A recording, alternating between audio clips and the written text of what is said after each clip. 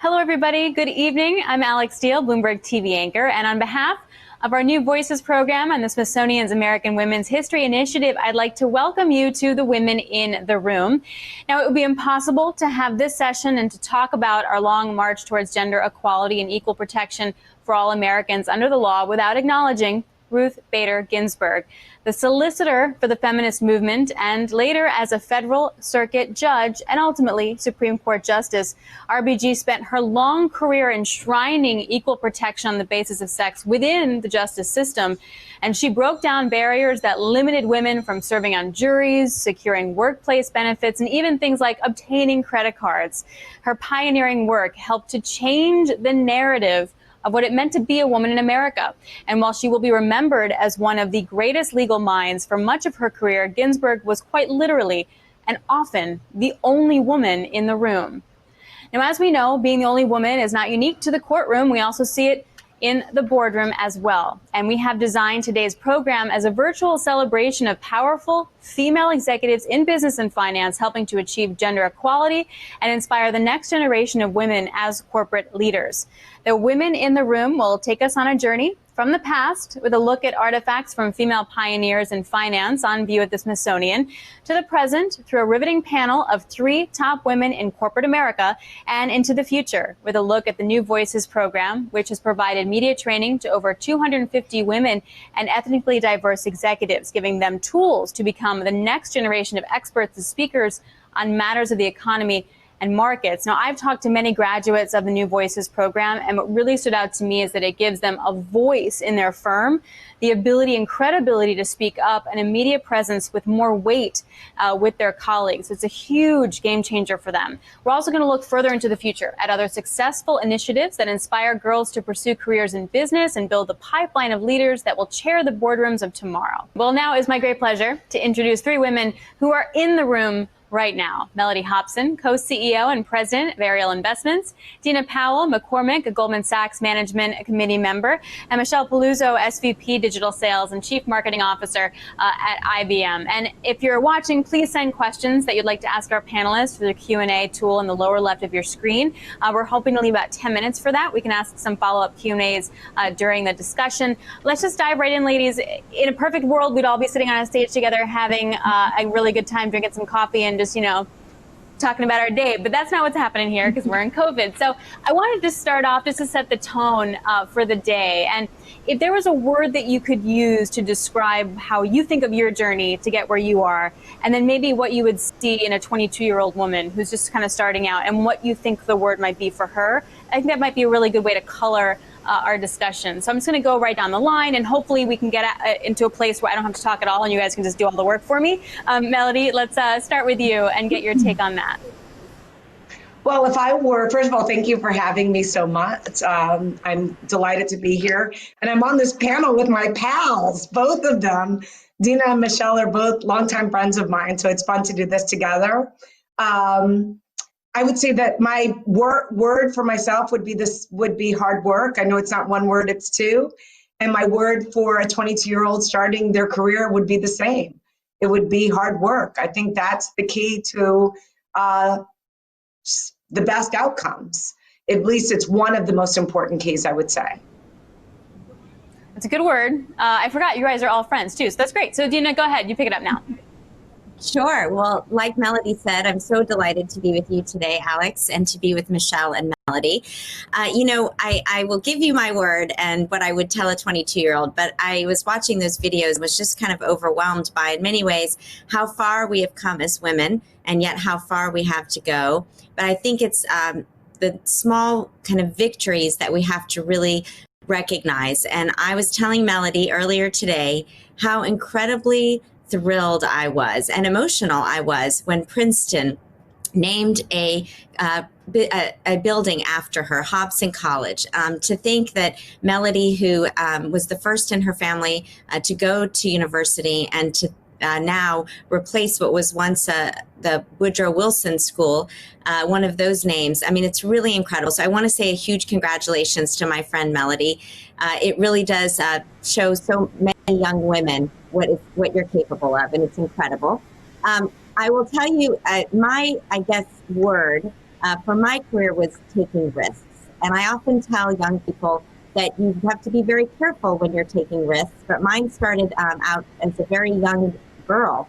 I'm an immigrant to this country, and my parents used to say, Dina, we left our homeland so you and your sisters could pursue your dreams, anything you want to be, as long as you're a lawyer, a doctor, or an engineer.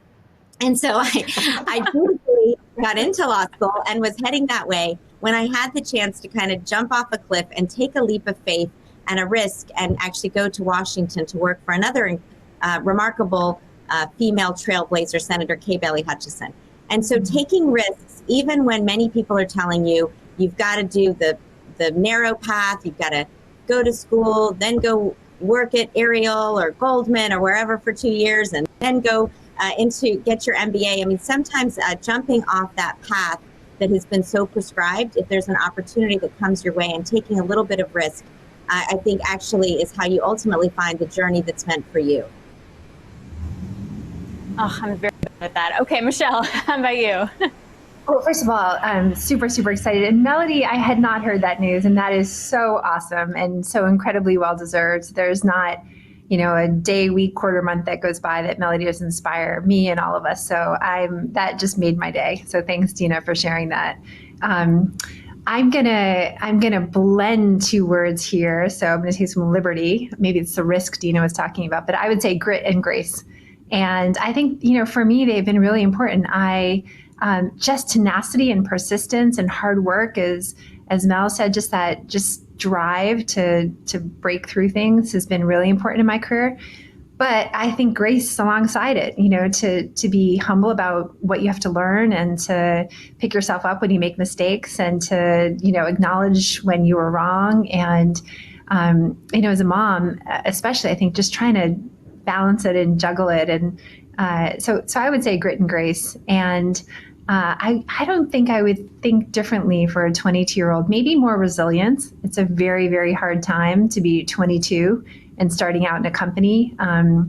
We know that the pandemic has taken a disproportionate toll on women, on people of color, but also new to work. It's very hard to form a team and to establish bonds when everything is completely virtual. So maybe I'd add a little dose of resilience for the 22-year-old. So well-deserved. So they brought us there, Melody. So, Dina said it. I was going to address it later. But, you change the narrative. Like, you're not just in the room, but with the college being named after you within Princeton, you're changing the narrative. Like, my daughter's 6. If she ever goes to Princeton, she's not going to know it was anything different, but named after you. And that's an incredible feat. And I just wanted to get your take on what that was like. Well, thank you so much. First of all, again, these are my pals. So, we celebrate and admire and root for each other. And I'm so proud to have them as such good friends for so long. So just thank you for those kind wishes. I love you guys, both of you, so much. And so admire you both for the careers you've had and the people that you are, most importantly. In terms of the effort at Princeton, they came to me last year and they said, we have this idea that we want to rename Wilson College for you. And obviously they wanted support to be able to rebuild the college, et cetera, which I was able to do. I was fortunately in the position to be able to do that with my family. But the reason I said yes had nothing to do with me. It was actually about the symbol of the transition from someone who, was president of the United States and did lots of things that were very important, but at the same time had very, very clear, well-expressed views around race and racism. And those views do not at all reflect the institution of Princeton today. There's just no question about it. And so that incongruent message with a name at the university was something that became compelling to me, that we could actually, my words, change the narrative, and that the building could be named after a modern person, not someone who passed away that you look back on, but someone who exists today that could demonstrate what is possible. And to go from being the first person in your family to go to college, go from a circumstance where sometimes we would get evicted or our phone would get disconnected, all these things happened to me, to have that moment where you could have a building, to me, and a college, more importantly, not just a building, a bunch of buildings. It really spoke to the idea for me of making sure everyone who walks on that campus understands that they belong. For some reason, when I went to Princeton when I was 18 years old, coming from Chicago, the youngest of six kids, and the first to go to college in my immediate family, for some reason, when I looked up at buildings that were named for Forbes and Rockefellers, I was not intimidated by it and felt that I belonged. But I recognized I was unusual. I want to make sure when they see Hobson, that they think to themselves that whomever it might be, she's like me. And therefore, not only is anything possible, but our past does not have to dictate our future, both as it relates to Princeton, as well as for those individuals and those families. And you know what I love about Melody? Go ahead, Michelle. Also, what I love is I think we're at this point in society where it's not just women saying women should be at the table, and people should look up and see who they want to be.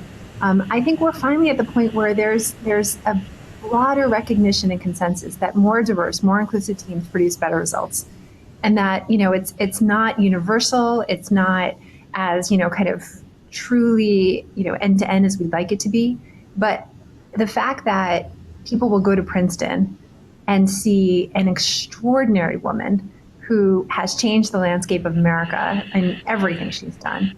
And that's not, Melody knocking on Princeton's door, but Princeton saying, that's what we want for our university. That's who we want to reflect ourselves. And I do see that happening more and more. I think, I don't think we'll make progress if it's women advocating for women. I think we make progress when there's a fundamental belief that more diverse, more inclusive teams, whether they're in courthouses, universities, White House, Congress, boardrooms, everywhere, academic institutions, that more diverse and inclusive teams produce better results. That's what has me passionate and excited about the work ahead, because it will be work. But I believe that the consensus is building. I totally agree with Michelle. I remember when we launched an initiative at Goldman Sachs called 10,000 Women in 2007, way before everybody was talking about women's economic empowerment. I'm so proud now that everybody, it's almost a given. But one of the things that I was struck by at the time was how important it was, frankly, that the men of Goldman Sachs were the ones who said, we found our best investment. We look all day long for a return on our investment.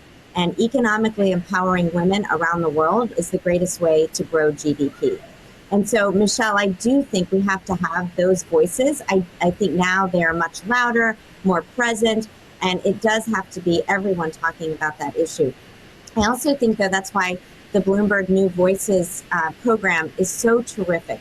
I think we take for granted just how hard it is to let your voice be heard, how to have that confidence that you need. Because I know, well, I'll speak for myself, but Melody and I've talked, and I know Michelle, I'm sure, has had similar experiences. But even when you have had the privilege to have a certain level of success, and when you've had the chance to make impact, and you've had the chance, hopefully, to reach back and mentor other women and bring them along, there's so often moments when you think, can I do this? Can I be the only woman in this room? Will I achieve this goal? To this day, I often think that.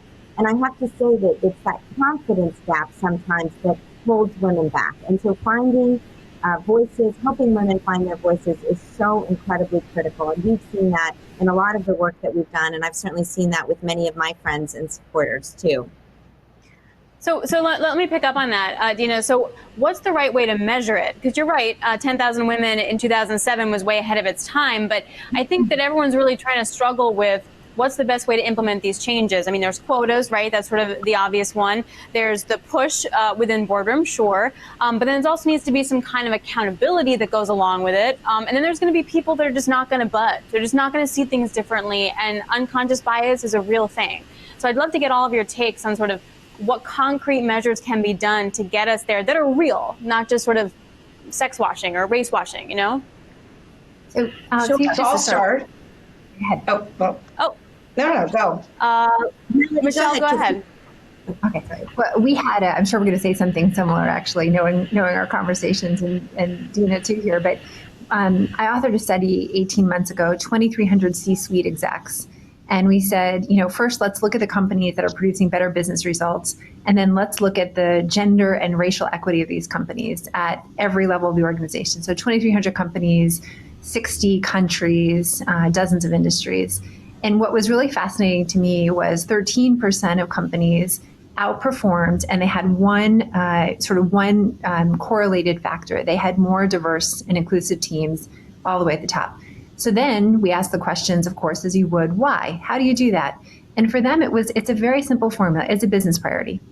It's a business priority. And like any business priority, if you believe that more inclusive, more diverse teams produce better business results, you have visibility. It's a board objective. There are measurements, there are metrics. You're punished and rewarded for hitting those things. You invest. It's just not a nice to have. It's not a, wouldn't this be great? And what those companies told us is actually the formula is not so complicated. You set it as a business priority. You set very clear targets, goals, whatever you want to call them. You hold yourselves accountable. And by the way, there's more opportunity in the world. We know how to take bias out of recruiting. We know how to take, some bias out of compensation. We know, there's so many best practices that have emerged. So if you formally designate this as a priority and you hold yourselves accountable, it's the fastest business priority you can make progress on. It's the easiest thing to do. So to me, that is the game changer. And to your point, will some people not believe? Yes. Will some people kick their, heels and scream and drag their feet? Sure. But the data speaks for itself. And I want to get behind making that 13% of companies, 26, 50, et cetera. That to me is our path to success.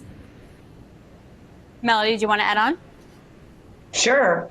Well, there are a few things. First of all, this is the only area in corporate America where we talk about how we try and we don't change the results.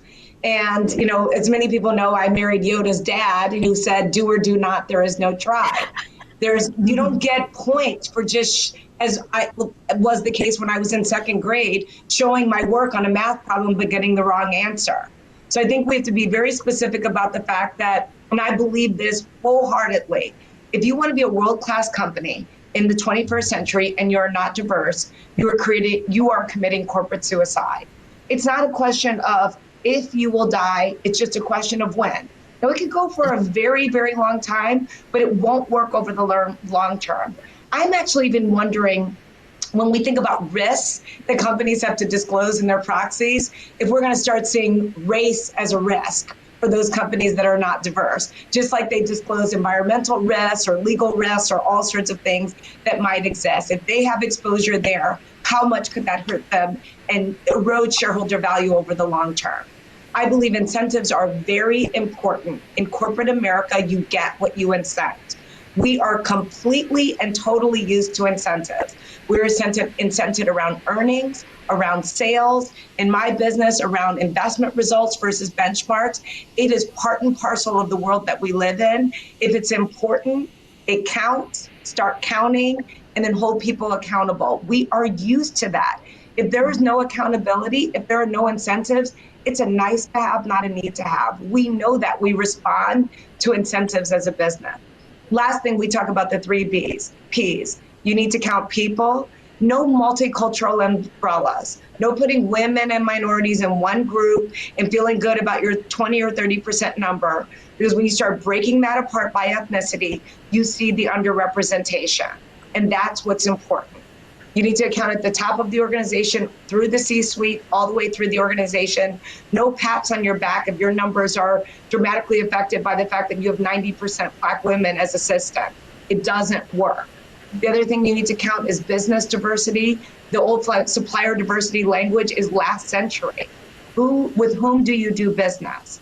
And understand across all of the categories, especially the big ones, financial services, professional services, technology, are you including diverse firms in your spend? Corporate America today spends about 2% of their money with minority vendors, and their stated goal is 12 to 13%. We have a very long way to go. That's the Fortune 500. Last but not least, philanthropy. I'm very worried that's the tail that's wagging the dog. There's a lot of virtue signaling going on with donations. I'm delighted that unbelievably great organizations like the NAACP and the Legal Defense Fund and so many others are getting those donations, but you can only fix your house from within, not without. And so believing that a donation will absolve you of really going in and doing the work will not work. And last but not least, and I'm sorry to have such a long answer, the thing about the world that we live in today that my friends know so well, the world is going to hold us accountable. Whatever we say we're going to do, if we don't do it, the virtual nature of this world with our own teammates inside of our companies, with our shareholders, with our vendors, with just everyday people, is going to force us to change the narrative if we're not willing to change it ourselves. Well said. We need to raise a glass. Yeah. I have to have a question that kind of dovetails with this conversation, so I just want to bring it in. So the question is, how do we as women get our voices heard with male leadership without being misconstrued as difficult or not nice? I would go a little further and to say things like we're not aggressive or shrill or ignored when we get assertive. It's a good question. You can do things with your numbers, but you can still have that bias in the room. How do you fix that? Dina, I'll just start with you because you didn't get to say the thing before. So Dina, do you have any thoughts? Sure. Well, the one quick thing on the thing before that just adds so much to what Melody and Michelle said was that if you don't measure it, you don't mean it. And a year ago, our CEO, David Solomon, announced that we would no longer take any company public that didn't have a diverse board member, and within 2 years, 2 diverse board members. You would think that that would not be so challenging. And so it was so interesting to see how much that has moved the ball forward and how many women that call us now and say, I got a call after that announcement. So 100% agree. It just can't be the fuzzy talk anymore, like Melody said. It's got to be real, actionable and accountable steps.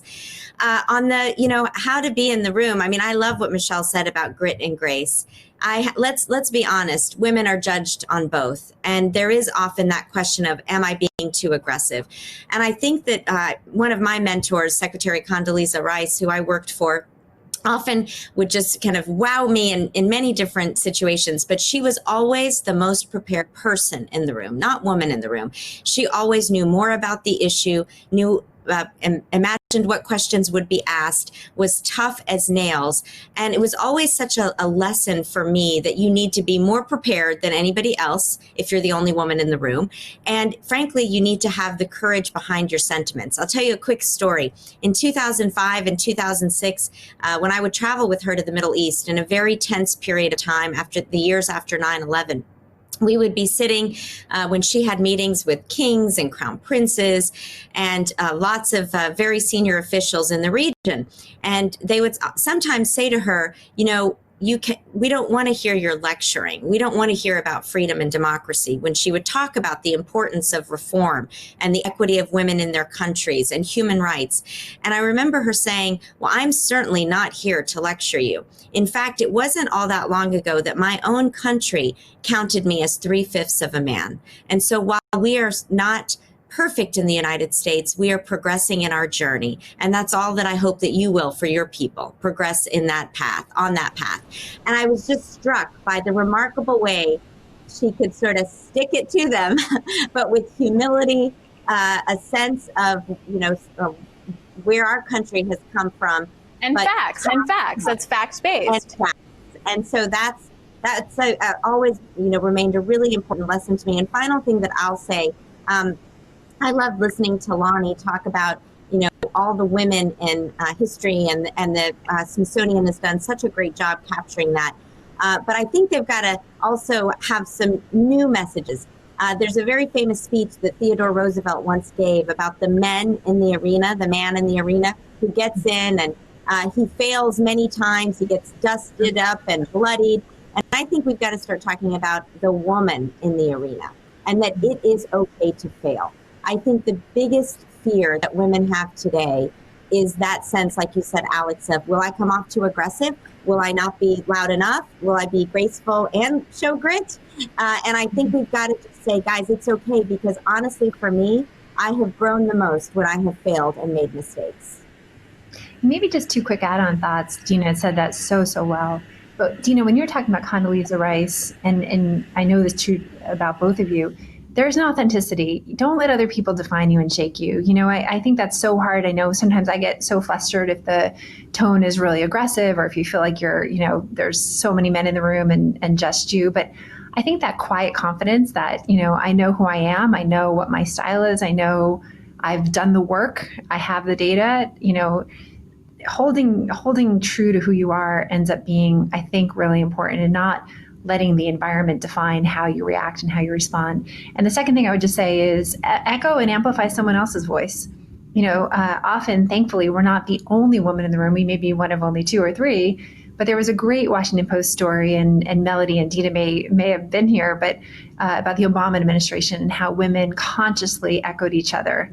I loved what Dina said. Let's go back to the point that Melody made. I think that, just the idea of echoing each other and amplifying each other's voices is very powerful too. That is such a great point. Actually, I never thought of it like that before. It's like a different way of mentoring in the moment. So let's tie a couple things together. There's another question that says, they'd love for you to speak to your career when you realize you're one of the only women in the room, and then how you open doors for other women. And Melody, I'd love to just ask you too, because you also had to battle being the only African American in the room and the only woman. I mean, that's like double the hill. Can you talk a little bit about the moment that you realized, okay, I'm here, but I'm still the only one? And then the moment where it got a little easier, can you walk us through that kind of transition? Yes, they call the Black woman, they say we have double jeopardy. So we are both, we have the race and gender that we are trying to overcome in one fell swoop. I never saw it as a burden. I still don't. And I took a very different approach. So I started in the investment business, and I would go to conferences. I'm 22 years old. I know nothing about nothing. I'm very, very rare in the room. I'm a unicorn before there was even such a term. And I remember having a situation where people would come up to me and they would address me by my first name. And it would be a situation where I didn't know the person, hadn't had the experience of being in that forum before, et cetera. And I started to realize, oh, I'm the only one. I stand out so much that they actually know me before I know them. And I realized I could use that to my advantage. So I became Melody. They didn't even have to know my last name. And I joke, it was like Cher or Beyonce. It was like this, because I was so unique, I started to use that to my advantage. Saying, because I'm the only one, I could be potentially the most memorable.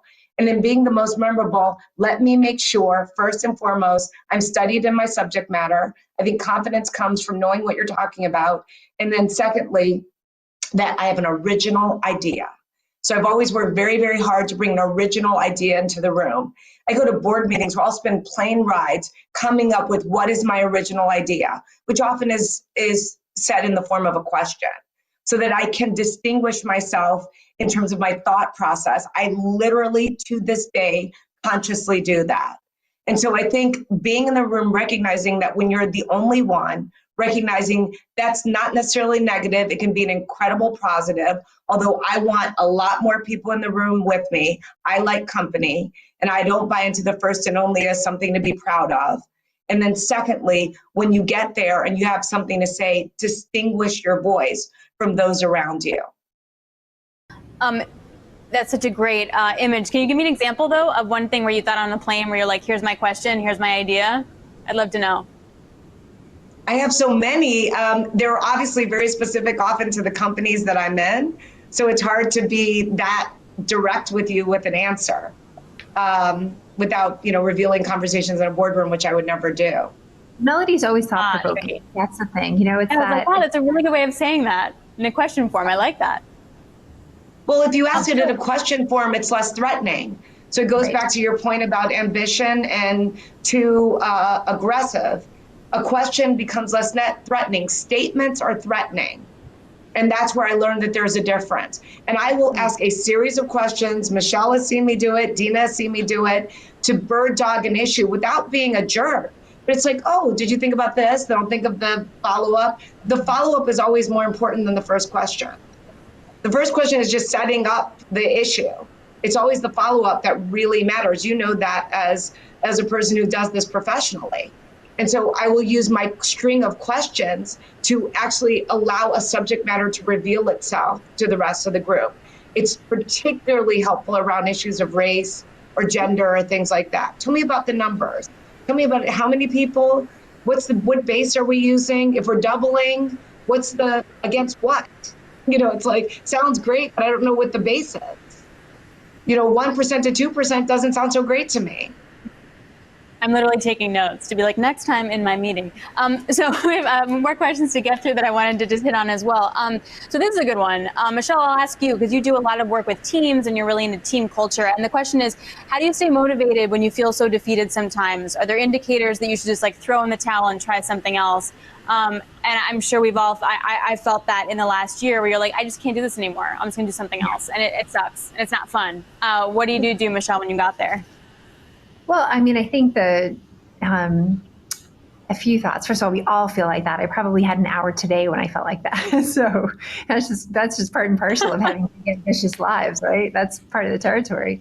I think you always, it's that really important skill of two things. One, always understanding what the outcomes you're trying to achieve. You can't get too passionate about you can't get so wedded about the way to get there that you can't ask those probing questions that Melody was asking to figure out if you're on the right course or not. So, try never to get so wedded to the way you're getting to an outcome that you dig in and entrench yourself and you don't say, you know what, the data is kind of pointing us in a different direction, or this isn't working, we should try something else. So stay passionate about the outcome and always kind of be willing and thoughtful about how you get there, because I think it'll produce more creativity, more innovation, more curiosity, et cetera.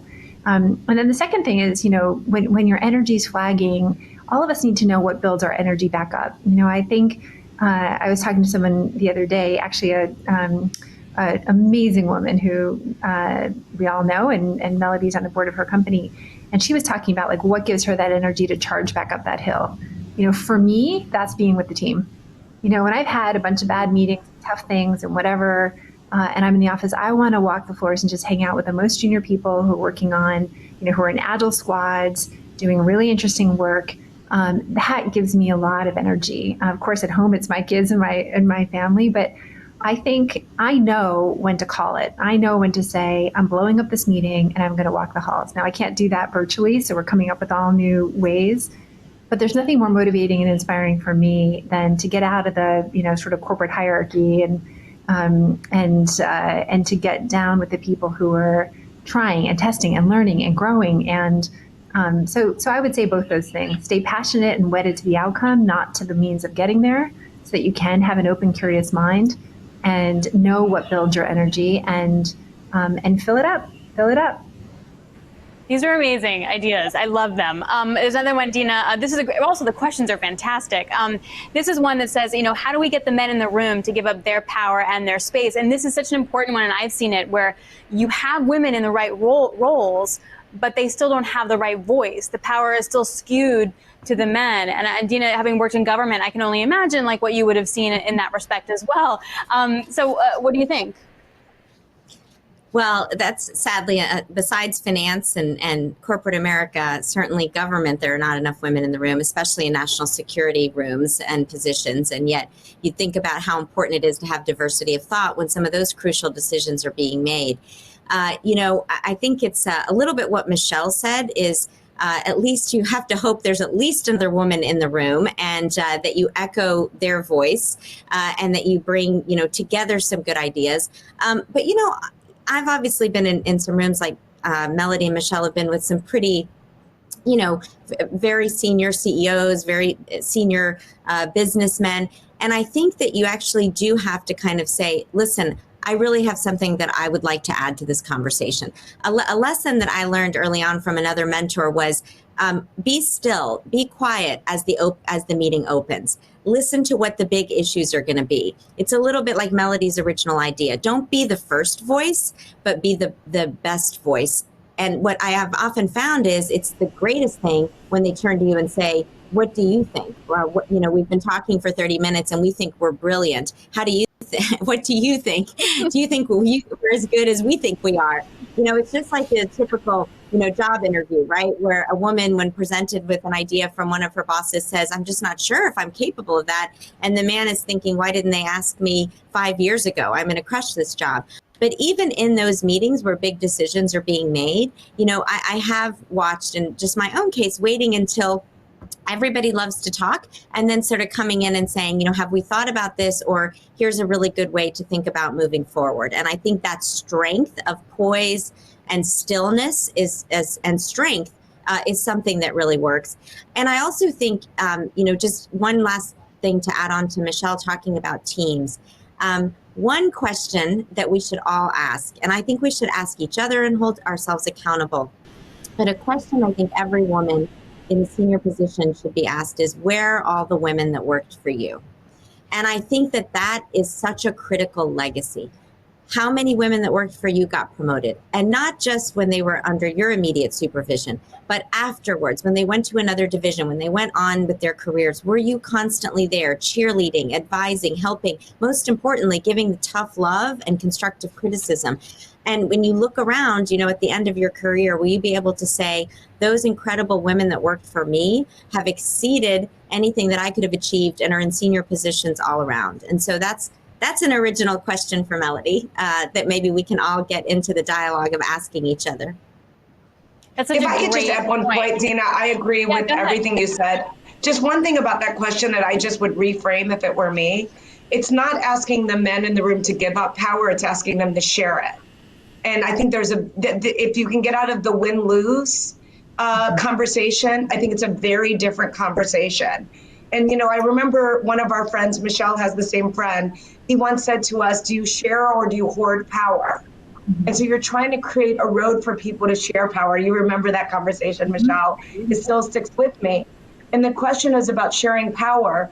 If you're the person who's trying to weigh in and create a better outcome for your organization, you have to create a mindset that my idea is going to help this person look better. It's a very different way of thinking about things. It's somewhat from that book, Art of War, that you have to crouch to conquer sometimes. There were plenty of times I've been in a room with others, very, very, very powerful men. And I'm like, I can make them look really good. And ultimately, they will come to rely on me to help them. And if you can become that person, you find yourself in more and more conversations, then you actually do become the go-to person. I remember being in rooms all the time when people would give me assignments. I'm like, I'm a peer. But then I was like, no, go do the assignment and slay it. Just slay it every single time. And then they want you to be involved more and more and more. Then you actually are consultative. But some people would see that as a real negative. I'm being treated like I'm less than. I was like, okay, I'm just going to do the work and exceed expectations.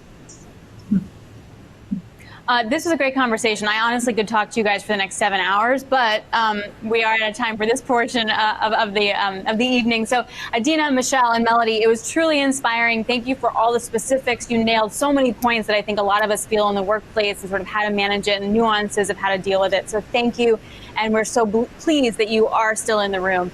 Our program now continues. We're going to take a look forward as we build the next generation of voices.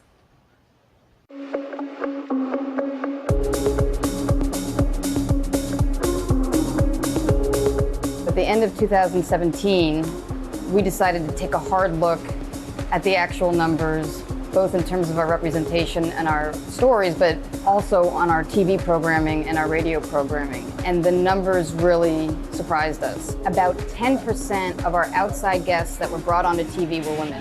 I think we all can agree that the industry would be far better off for being more diverse. What we heard from the bookers was that either they said that they couldn't find the women, there weren't women in the right roles that they were looking for, or if they found the woman didn't feel comfortable going on TV. And we thought the one thing that we could actually impact was this issue of the training. And we created an initiative called New Voices in 2018 to offer 4-hour one-on-one training for each woman that we brought in, to give them some video experience, some feedback, to learn about their messaging. This is what I would say. I think quarterly earnings, we all get extremely focused on. It's a really good training. And what I really learned is just understanding sometimes you may not want to answer that question, and just being able to pivot to something else entirely and getting your point across. Something that really impressed me about this initiative is that it is without any expectation, and the program is fully confidential. It's not necessary to go on Bloomberg TV after this. The idea is that you will be TV ready to voice your opinions, to share your perspectives. The ultimate goal from a journalistic standpoint is that we have better programming, that we have more interesting conversations at events, and hearing opinions that we may not otherwise have voiced. The only way to really achieve those goals is to have that representation within the financial news. So we've more than doubled the percentage of women experts on our TV and radio. Why do you think tech executives are putting their money and their muscle behind this now? I see the difference when we have more female voices on our show. There are new ideas, new insights. Anyone really who's looking to grow professionally in their career is a fantastic opportunity to take up.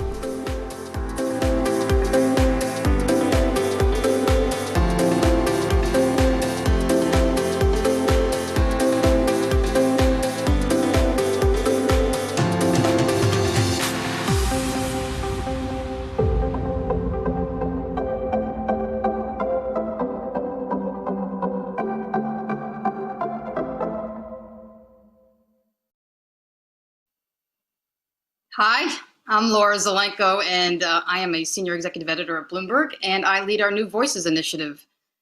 I'm just so honored to have been able to work with the Smithsonian on this event, and it's beating all expectations. It's just so amazing, and I'm grateful to everyone who has given their time to participate and help further these important discussions and these important initiatives. I know that the real power, the North Star of New Voices, is to change, literally to change the voices of who we have speaking about business and finance in media. And we're already seeing this happen in two ways. Many of the women who have taken part in the program are appearing regularly not only on Bloomberg TV, but on our competitors' outlets in cities all across the world. And then there's a powerful knock-on effect on these women's careers. Remember, at Bloomberg, our coverage focuses heavily on industries that are still quite male-dominated, namely finance, but also sectors like technology and energy. And these industries haven't made it easy for the smart and accomplished women and other underrepresented experts to amplify their views and opinions externally or internally. Now we are seeing executives who participate in the training get promotions or added responsibilities. And in turn, they are impacting the way their own firms view representation. And the firms are realizing they need to start putting forward more diversity when we come calling for guests on TV or sources for stories, because it matters. It matters in terms of how the firms are perceived, and it matters greatly to how strong and accurate and complete our coverage is. What we at Bloomberg are working hard to do, along with many others in the media industry, is to change patterns of behavior that have led many journalists to speak to the same white male experts over and over again. And in so doing, silence the voices of other equally, if not more, important experts. As Melody Hobson has done with her investment at Princeton, we must change the narrative if we are ever going to cause durable, systemic change and keep the women in the room. I'm still often baffled when I see New Voices alumni on TV and wonder, how is it possible that these incredibly accomplished executives weren't on our radar at all before? I now understand the frustration many must have felt to not see their female peers and equals a part of the conversation. How is it possible that we've missed their insights, their perspectives, their opinions all this time? Well, one of these women is Sherry Paul. She's a managing director and senior portfolio manager at UBS. Since taking part in New Voices, Sherry has appeared many times on Bloomberg as well as on Fox Business and on CNBC. She has been recognized by Forbes as a top private wealth advisor in America and leads one of the few all-female private wealth teams. And she understands the importance of being a role model. Sherry was the originator of Girls Take Wall Street, an impactful initiative done in collaboration with Bloomberg Philanthropies, which began in New York and then expanded to cities around the world, to change the face of finance one girl at a time by inspiring the next generation of women in the industry. I saw this initiative firsthand in New York and in Mumbai, and it was truly overwhelming. And you can see here some of the pictures from the girls taking over the New York Stock Exchange. We're so excited to have Sherry here to talk about this important work. And then to close out the evening, we'll hear from Julissa Marenko, the Smithsonian's Assistant Secretary for Communications and External Affairs, on the museum's own initiatives to help change the narrative for women and girls and how you can participate. Over to you, Sherry. Wow. Thank you, Laura.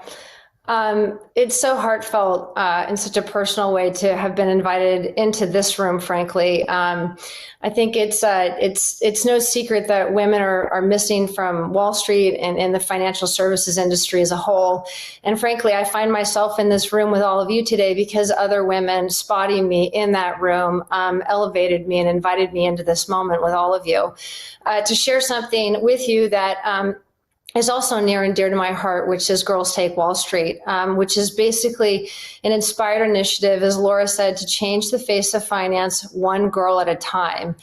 And the inspiration and background for the program really sits with those of us that have sat in these rooms, in those elevators, in the halls of finance, without good and diverse company. And so the reason that the program focuses on high school girls is that we also know that's when girls tend to drop out of math and science, which puts them on a course within college that sort of conflicts them out of two of the most important wealth creating sectors that you can work in, finance and tech. And we also know that 2/3 of student debt right now is held by girls. And once they get out of college, if they're pathing into careers that don't necessarily pay well, they're carrying that debt with them and then often getting paid a third, 20 cents, 50 cents on the dollar to their male counterparts. And so why not start with girls? Why not start with helping them see themselves differently by inviting them into a space that otherwise they may not be able to initially envision themselves in? And so we focused the program on first generation high school graduates here in New York City. And as Laura mentioned, we were able to bring the program live around the world, starting in Mumbai. But I felt like it was really important to start with the girls who are first, because that's really where we tend to sort of look at ourselves and wonder if we do belong. And Melody, I think, said it best when the power of knowing that you're invited into a space can change the way that we see ourselves. And our past isn't necessarily our future. And so the program was really twofold. One, we brought in over 100 girls into the headquarters of UBS and the financial firms, shared with Bloomberg. And the importance of that to me in terms of the girls seeing themselves in critical mass was I didn't want them to be looking in the room and not seeing themselves. So why not have 100 of their friends join them and for a day of basic financial literacy and boot camp, because my other belief is that money equality for women begins with money education with girls. And so the program is very much centered on the practical skills. Yes, we want you to dream bigger, but we also want you to know how to achieve those goals. And so skills building around career and money power and finance and understanding how debt works and college loans, empowering these girls. And then the culmination of the end of the day was really traveling down to the New York Stock Exchange and ringing the closing bell and literally taking over Wall Street was the concept here.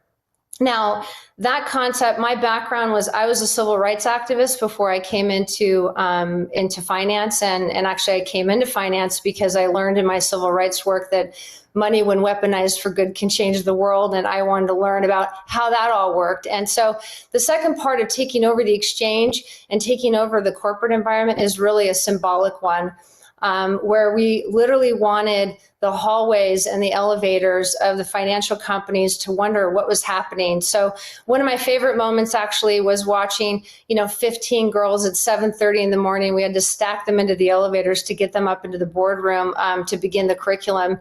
And literally one of my male colleagues, who I love, he's standing in the elevator, surrounded by, high school girls, all diverse. And he looks at me and goes, "What's going on today?" And I looked at him and went, "The future." And it's moments like that that I think can change the corporate culture as well. Lastly, in going down to the exchange, we felt like it was really important to do that. Why? Because at the time, there was only one female trader on the floor, and we wanted her to have company. And so we brought the girls to the exchange. It was amazing watching them interact with the traders.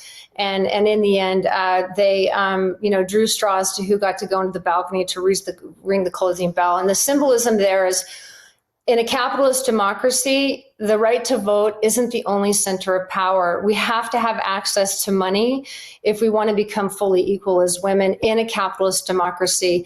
And the truth is that Ruth Bader Ginsburg knew this. She's been laying the bricks for us to move forward in this next iteration for women's equality by giving us access to having mortgages and bank accounts and credit cards without male co-signers. So why not bring that symbolism into the beating heart of capitalism here in the United States with ringing of the closing bell.